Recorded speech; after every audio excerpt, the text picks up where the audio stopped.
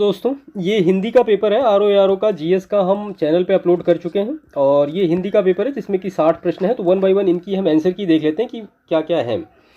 तो सबसे पहला इसमें जो प्रश्न है ये है, निम्नलिखित में से विलोम शब्दों का अशुद्ध युग्म है। तो इसमें से जो अशुद्ध युग्म है वो अधि और अनय, ये जो है ये गलत है, बाकी ये तीनों जो है सही है।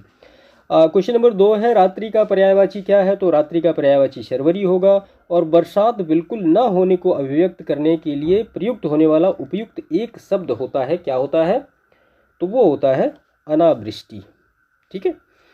अवसाद शब्द का विलोम है। तो अवसाद शब्द का विलोम क्या है? उल्लास है। और जो किसी कार्य के संपादन में मनोपूर्वक लगा हुआ हो, इस वाक्यांश के लिए प्रयुक्त होने वाले एक शब्द कौन से हैं?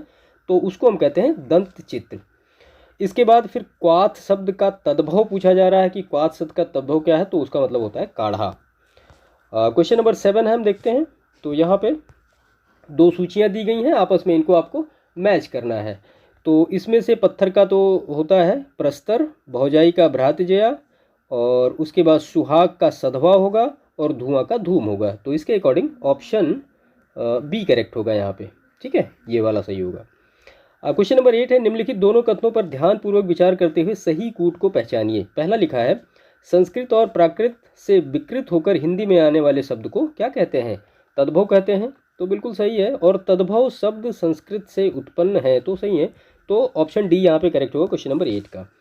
इसके बाद अगर हम क्वेश्चन नंबर 9 की बात करें, तो विशेषण के संदर्भ में निम्नलिखित में से अशुद्ध कथन क्या है? तो यहाँ पे अशुद्ध कथन पूछा जा रहा है। तो यह संज्ञा के लिंगानुसार सदैव परिवर्तित होता है। यहाँ पे ये अशुद्ध है, बाकी तीनों शुद्ध हैं। भीतर शब्द का तत्सम पूछा जा रहा है, तो क्या होगा? तो वो अभियंतर होगा। और विशेषण की विशेषता बताने वाले शब्द को क्या कहते हैं? तो वो उनको प्रविशेषण कहते हैं। निम्नलिखित में से तत्सम तद्भव का कौन सा युग्म त्रुटिपूर्ण है? तो ये त्रुटिपूर्ण की बात हो रही है, तो कपाट और ये कपड़ा। इसके बाद क्वेश्चन नंबर 13 है, निम्नलिखित में से कौन सा युग्म विपरीतार्थक नहीं है? तो विपरीतार्थक इसमें से कोमल और मृदुल नहीं है, बाकी तीनों हैं। क्वेश्चन नंबर 14 है, मक्षिका किसका तत्सम शब्द है? तो जाहिर सी बात है वो मक्खी का है। और वह खंभा गिर जाएगा, इस पंक्ति में कौन सा विशेषण है? तो इसमें निश्चयवाचक सर्वनामिक विशेषण है। क्वेश्चन नंबर 16 है, व्याकरण का ज्ञान रखने वाले व्यक्ति के लिए प्रयुक्त होने वाले शब्द की शुद्ध वर्तनी क्या है? तो उसको हम क्या कहते हैं? वो व्याकरण है। प्रत्यक्ष का सटीक विलोम क्या है? तो प्रत्यक्ष का सटीक विलोम होता है परोक्ष।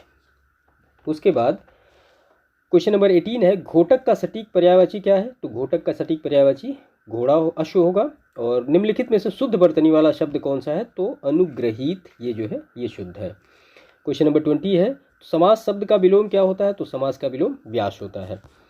इसके बाद क्वेश्चन नंबर 21 हम देखते हैं, सूर्यश्रुता किसका पर्यायवाची है? तो सूर्यश्रुता जो है यमुना का पर्यायवाची है। नारियल शब्द का तत्सम क्या होगा? तो वो नारिकेल होगा। और खूबसूरत और काला ईरानी घोड़ा मैदान में दौड़ रहा है, इस वाक्य में कितने विशेष्य और विशेषण है? यह आपसे पूछा जा रहा है। तो यहाँ पे 3 विशेषण और 1 विशेष्य है। निम्नलिखित शब्दों में शुद्ध शब्द पूछा जा रहा है, तो आधा ता होगा, आधा माँ होगा, ये महात्म्य होगा। ठीक है। और मृषण शब्द का विलोम क्या होगा? तो मृषण शब्द का विलोम रूक्ष होगा। अशुद्ध विलोम युग्म का यहाँ पे चयन करना है आपको। तो इसमें से ऐहिक और लौकिक ये अशुद्ध होगा, बाकी ये तीनों सही हैं। और इसके बाद फिर क्वेश्चन नंबर 27 है, परित्यक्ता शब्द का प्रयोग कब होता है? तो उस स्त्री के लिए जो पति के द्वारा छोड़ दी गई हो। तो क्वेश्चन नंबर 27 का सही ऑप्शन होगा ऑप्शन सी। 28 की बात करें तो युद्ध लड़ने की उत्सुकता के भाव को अभिव्यक्त करने के लिए एक शब्द क्या होता है? तो उसको होता है युत्सा। और क्वेश्चन नंबर 29 है, विशेषण के द्वारा जिस संज्ञा की व्याप्ति निर्धारित होती है उसे क्या कहते हैं? तो उसे हम क्या कहते हैं? विशेष्य कहते हैं। और उसके बाद फिर यहाँ पे क्वेश्चन नंबर 30 हम देखते हैं, हरितकी इसका तद्भव पूछा जा रहा है। तो ये हरिण है। और अही का पर्यायवाची क्या होता है? सर्प। प्रशंसा का पर्यायवाची शब्द क्या होता है? तो प्रशंसा का पर्यायवाची श्लाघा होता है। मूक शब्द का जो विलोम शब्द होता है वो क्या होता है? तो वाचाल होता है। और निम्नांकित वाक्यों में से एक वाक्य अशुद्ध है, उसे पहचानिए। अब यहाँ पे आपको एक वाक्य अशुद्ध है जो वो पहचानना है। तो यहाँ पे उपरोक्त पंक्ति अच्छी नहीं है, ये गलत है। क्वेश्चन नंबर 35 है, स्वेद से उत्पन्न होने वाले को जाहिर सी बात है स्वेदेश कहेंगे। और जो युद्ध में स्थिर रहता हो उसको क्या कहेंगे? उसको युधिष्ठिर कहेंगे। और दृश्य मनोरम था, इस वाक्य में प्रयुक्त विशेषण कौन सा है? तो यहाँ पे गुणवाचक विशेषण है। और औरस का विलोम क्या होता है?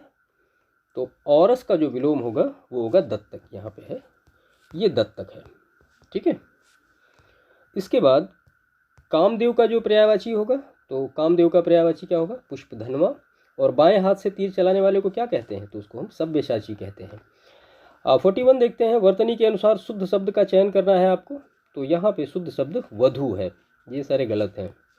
नित्य दीन दुखियों को भोजन देने की व्यवस्था के लिए प्रयुक्त होने वाला एक शब्द क्या है? तो उसके लिए सदावर्त। और जिसे कभी बुढ़ापा ना आए के लिए प्रयुक्त होने वाला उपयुक्त एक शब्द क्या है? तो उसको अजर कहते हैं। संदेह का विशेषण होगा, तो संदेह का विशेषण क्या होगा? संदेह का विशेषण संदिग्ध होगा। प्रतिबिंबित में विशेष्य होगा, तो प्रतिबिंबित में विशेष्य क्या होगा? तो जाहिर सी बात है वो प्रतिबिंब होगा। और नीचे दिए गए विकल्पों में तत्सम शब्द चुनिए। अब यहाँ पे आपको तत्सम चुनना है, तो ये गयंद है। निम्नलिखित शब्दों में शुद्ध वर्तनी वाला शब्द कौन सा है? तो अछौहिणी, यानी 47 का डी करेक्ट होगा। 48 है, निम्नलिखित वाक्यों में कौन सा वाक्य शुद्ध है? तो यहाँ पे आपको वाक्य शुद्ध बताना है, तो ये होगा कुछ लोग मिष्ठान्न के प्रिय होते हैं, ये सही है। जंगम शब्द का सटीक विलोम क्या होगा? तो जंगम का जो विलोम होगा वो होगा स्थावर, ठीक है। ऑप्शन डी 49 का सही होगा। निम्नलिखित में से आवृत्तिवाचक विशेषण नहीं है, तो आवृत्तिवाचक विशेषण सब कुछ नहीं है। द्रौपदी का पर्यायवाची नहीं है, तो द्रौपदी का पर्यायवाची क्या नहीं है? पांचाल नहीं है, पांचाली होता है। निम्नलिखित में से अवनी का सही पर्यायवाची है, तो अवनी का सही पर्यायवाची अचला। और विद्युत का पर्यायवाची क्या होगा? तो विद्युत का पर्यायवाची होगा दामिनी। निम्नलिखित में से कौन सा तत्सम तद्भव युग्म त्रुटिपूर्ण है, पूछा जा रहा है। तो यहाँ पे आपको बताना है त्रुटिपूर्ण कौन सा, तो ये फुल फुड़िया। उसके बाद क्वेश्चन नंबर 55 हम देखते हैं। तो यहाँ पे दो सूचियाँ दी गई हैं, विशेषण की और विशेष्य की, आपको इनको मैच करना है। अब यहाँ पे ऐतिहासिक घटना हो जाएगा, और विदुषी महिलाएं हो जाएंगी, महती कथा हो जाएगा, और रोचक क्या हो जाएगा? पुस्तक हो जाएगा। तो इसके अकॉर्डिंग 55 का डी करेक्ट हो जाएगा। उच्चिष्ट का उपयुक्त विपरीतार्थक शब्द क्या होगा? तो यहाँ पे अनुच्छिष्ट होगा।